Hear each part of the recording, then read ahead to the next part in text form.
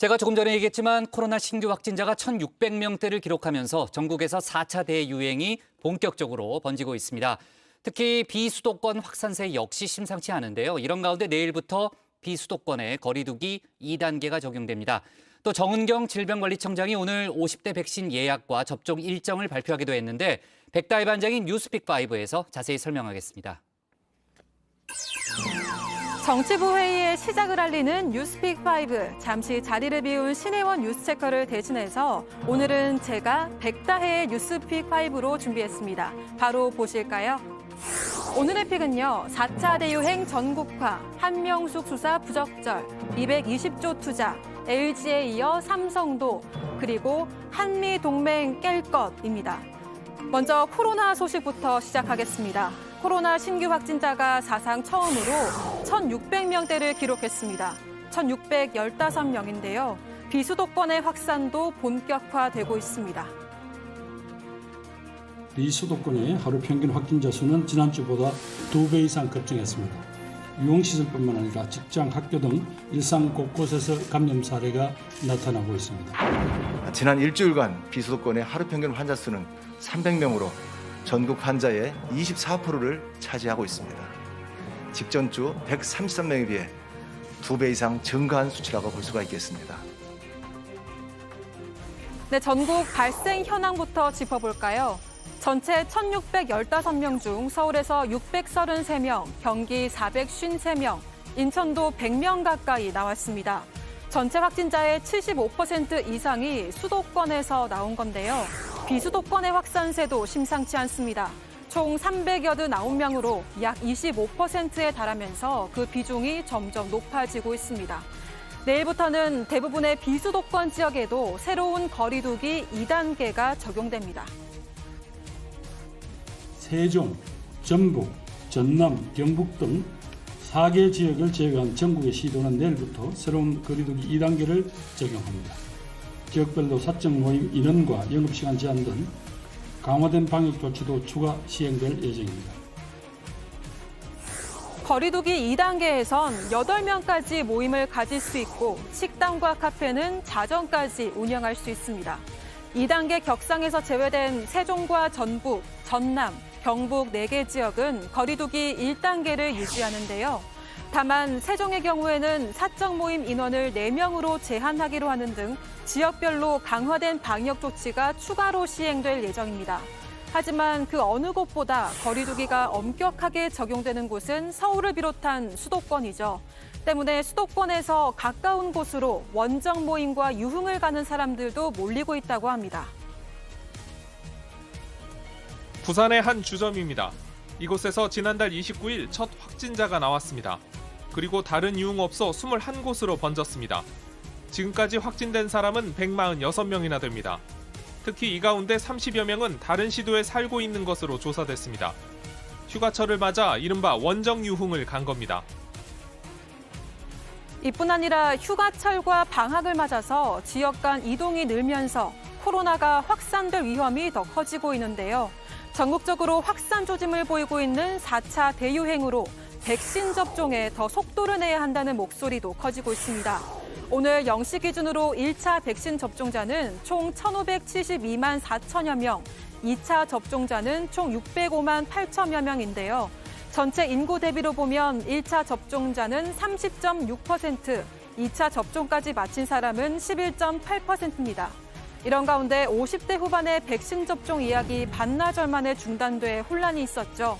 방역당국이 이에 대해서 공식 사과를 하고 50대 백신 예약과 접종 일정을 발표했습니다. 사전에 충분한 안내가 이루어지지 못해 접종 대상자와 코로나19 예방접종에 관심을 가져주신 국민 여러분들께 불편을 드린 점 깊이 사과드립니다. 사전 예약을 하지 못하신 55세에서 59세 연령층에 대한 사전 예약은 오늘 저녁 8시부터 재개하여 7월 24일까지 실시하도록 하겠습니다. 50대 예방접종 일정을 좀 더 자세하게 설명해드리겠습니다. 50대 후반의 예방접종은 오늘 저녁 8시부터 예약을 할 수 있는데요. 60세 이상의 고령자 중 상반기에 연기나 취소 처리된 대상자들도 예약할 수 있습니다. 이번 예약자들에 대한 접종은 오는 26일부터 다음 달 14일까지 진행됩니다.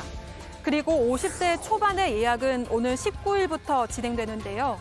접종은 기존 계획보다 일주일 연기된 다음 달 16일부터 25일까지 진행될 예정입니다. 50대 후반도 이때 접종을 받을 수 있습니다. 방역당국은 접종 예약대 대상자가 몰리는 것을 해결하기 위한 방안도 발표했습니다.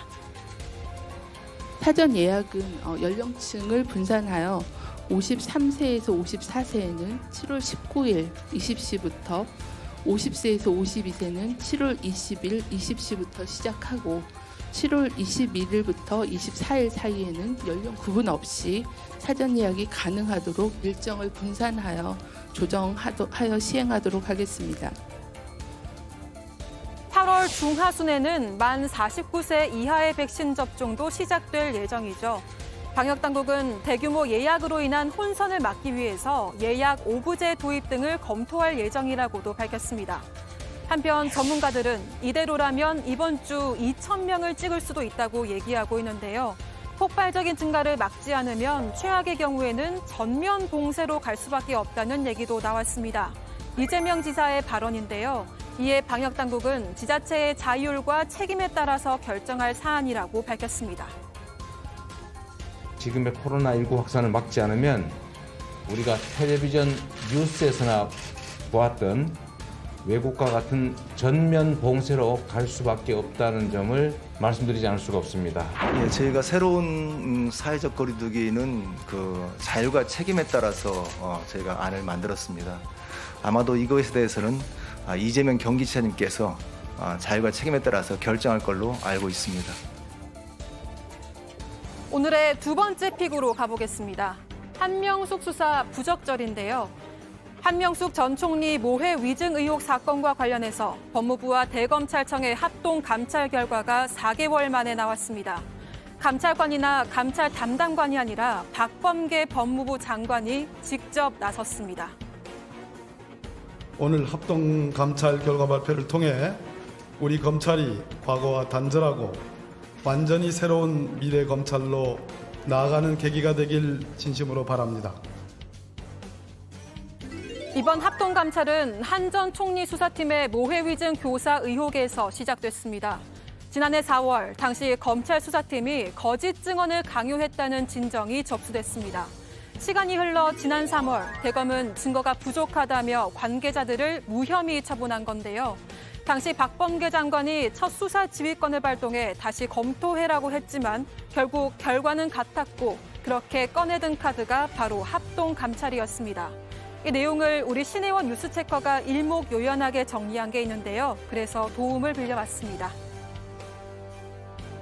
수사지휘권 발동했습니다.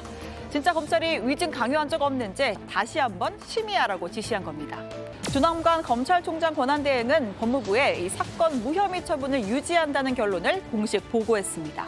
법무부와 대검의 합동 감찰을 통해서 사건 처리 과정에서 확인된 인권 침해적인 수사 방식, 대검 부장회의 내용의 언론 유출 과정 등을 규명하겠다라고도 했는데요.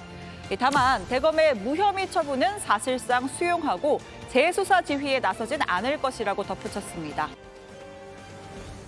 네, 역시 신 선배의 깔끔한 정리가 돋보이죠. 저도 열심히 해보겠습니다. 4개월가량 들여다본 감찰 결과는 어땠을까요? 한마디로 요약하자면 픽으로 잡은 것처럼 한명숙 수사의 부적절한 수사 관행을 확인했다는 겁니다.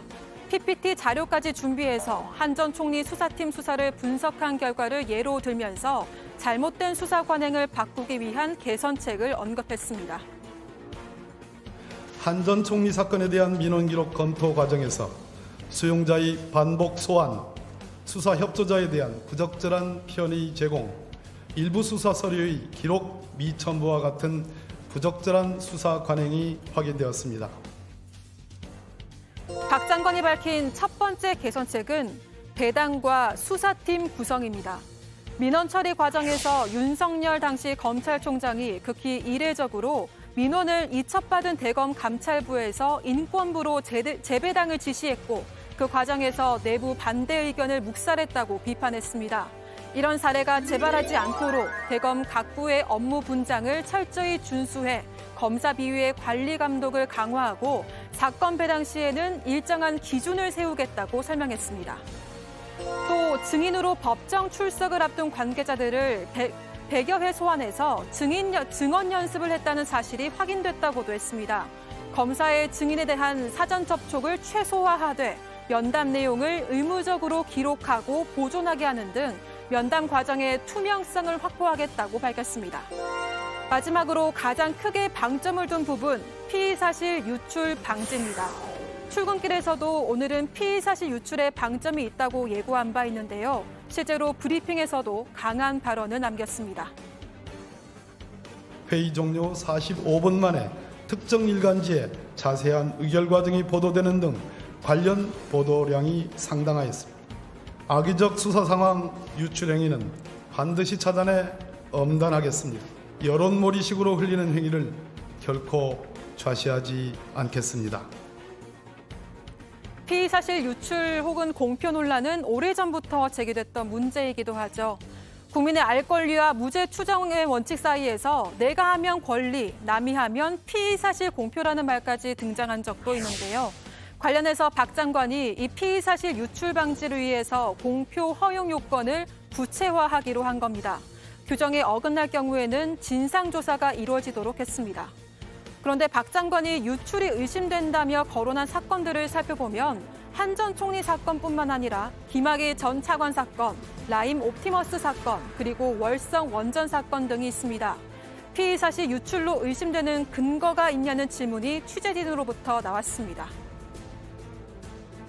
유출된 것으로 추정되는 수사 상황이라고 표현하셨는데 그걸 확인한 문제 있습니까? 구체적으로 들여다본 바는 없습니다. 그동안에 언론에 나왔던 기사 내용들 그리고 흐름들 제가 확정지지는 않았습니다만 대체로 피의사실 유추와 관련된 기사가 아닌가라는 강력한 추정을 갖고 이 자료에 담았습니다. 현직에 있는 검사들이 그렇다면 이게 기자들의 그런 정식 유추가 아니고 알식으로 취재를 한다고 추정만으로 이렇게 주장하는 것은 어폐가 있는 것 같습니다. 기자님의 의견으로 받아들이겠습니다. 네, 그리고 김학의 불법 출금 의혹 사건을 수사한 팀에서도 반응이 나왔습니다. 피의사실 유출 사례로 제시한 것에 대해서 유감을 표명한 건데요. 오늘 박 장관의 합동감찰 발표가 검찰 수사의 새로운 이정표가 될지 아니면 또 다른 불씨가 될지 지켜봐야겠습니다. 세 번째 픽은 220조 투자입니다. 코로나 위기 극복을 위한 경기 부양책인 한국판 뉴딜 선언 1년을 맞아서 문 대통령이 2025년까지 투자 규모를 220조 원으로 대폭 늘리는 한국판 뉴딜 2.0을 선보였습니다. 수도권 거리두기 4단계의 엄중한 상황을 맞이했지만 한국판 뉴딜은 계속 전진해야 합니다. 2025년까지 한국판 뉴딜 총 투자 규모를 기존의 160조 원에서 220조 원으로 확대할 것입니다. 기존의 160조 원에서 60조가 더 증액된 규모인데요. 핵심은 휴먼, 사람입니다. 디지털 뉴딜과 그린 뉴딜에 이어서 휴먼 뉴딜을 추가했습니다. 전 국민 고용 안정망 구축과 부양 의무자 기준 전면 폐지로 사회 안정망을 튼튼히 하고 사람 투자도 대폭 확대하겠다고 설명했습니다. 네 번째 픽은 LG에 이어 삼성도입니다. 남아프리카 공화국에서 발생한 폭동이 점점 심해지고 있습니다. 사망자도 벌써 70명이 넘었는데요. 현지에 있는 우리나라 기업의 피해도 잇따르고 있습니다. 앞서 LG 공장이 약탈당하고 방화로 모두 타버린 데 이어서 삼성 물류창고에서도 일부 약탈 피해가 발생한 것으로 전해졌습니다. 인명 피해는 없고 물적 피해는 규모를 파악하기 어려운 상태로 알려졌습니다. 정부도 우리 기업에 대한 보호 조치 강화를 요청했습니다. 폭도들이 일부 우리 기업의 물건을 약탈하고 공장을 방화하는 등 물적 피해는 일부 발생한 것으로 저희도 파악하고 있습니다. 우리 대사관은 사건 발생 즉시 현지 한인사회와 비상연락망을 가동하여 피해 상황을 확인하고 주재국 당국에 우리 교민 기업에 대한 보호 조치 강화를 요청한 바 있습니다. 네, 마지막 픽은 한미동맹 깰 것입니다. 미국의 도널드 트럼프 전 대통령이 한 말인데요. 워싱턴 포스트 보도에 따르면 지난해 대선 과정에서 재선에 성공하면 한미동맹을 날려버리겠다는 식으로 언급했다는 겁니다. 이에 일부 참모들은 정치적으로 위험하다고 경고했다고도 하는데요. 트럼프 전 대통령이 왜 이런 입장을 보였는지 설명은 따로 없었지만 방위비 증액을 강력하게 압박한 것과 무관하지 않은 것으로 해석되고 있습니다. 여러분은 어떤 뉴스를 원픽으로 꼽으셨나요? 들어가서 같이 이야기 더 해보겠습니다. 지금까지 백다혜의 뉴스픽 5였습니다.